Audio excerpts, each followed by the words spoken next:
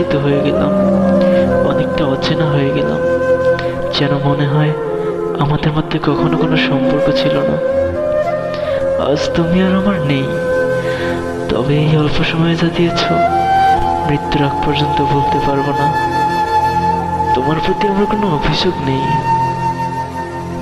তবে ভালোবাসা সুন্দর, কুৎসিত মানুষের মন